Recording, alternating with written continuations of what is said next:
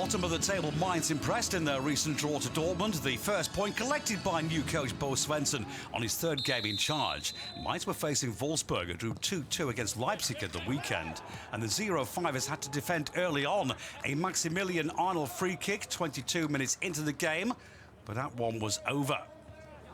In a battle that was mainly played out in midfield, opportunities to score were rare, but the Wolves received another 10 minutes before the break, and that was courtesy of a former Mainz player, Riedli Baku, who couldn't quite finish it off. 50 games and 3 goals for Mainz, but already 2 scored for his new club Wolfsburg since joining in December. Bo Svensson's team with fighting spirit, but no chances created, 0-0 at half-time. And again it was a set piece that set up the next opportunity, and that fell to Maximilian Philipp. But Alexander Hack was able to clear. Well, Mainz had to wait until after the hour mark for their best chance to score again. And that too will be a dead ball situation.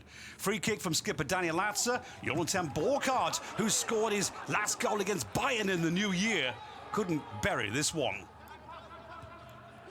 And instead it was the visitors who pounced 2 minutes later. Substitute Bartosz Bialek, with just his third touch, made it 1-0 on 65 minutes. A perfect pass from Arnold and a very cool finish from the Poland under-21 international to score his second Bundesliga goal. Mainz were on a 10-match winless run against Wolfsburg, and a horrible mistake by Hack gave the Dutchman Wout Weghorst his 12th of the season on a plate. A lovely touch. And no Wolfsburg player had ever scored more after the first 17 games. The league's worst home team lost their 7th home game of the season in 9 outings. Mainz 0, Wolfsburg 2.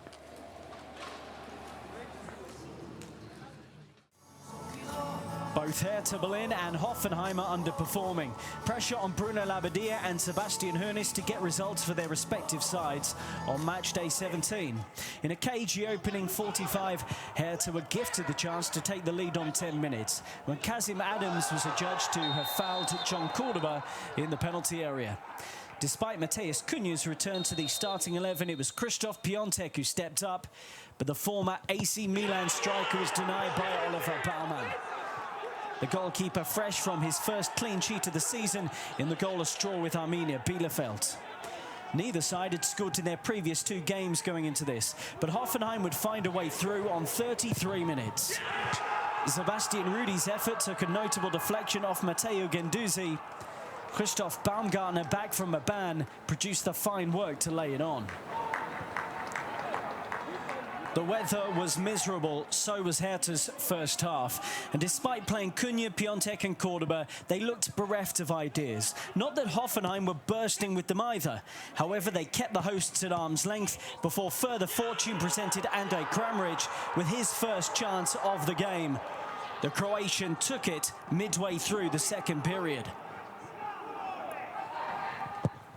With just 1 win in 6 going into this, clearly Hertha lacked confidence.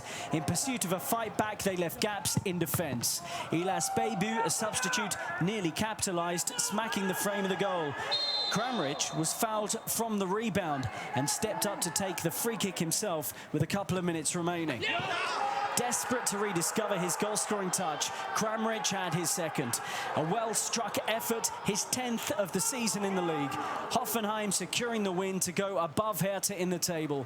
Hoeneß delighted, but Bruno Labbadia needs to find a solution quickly for Hertha.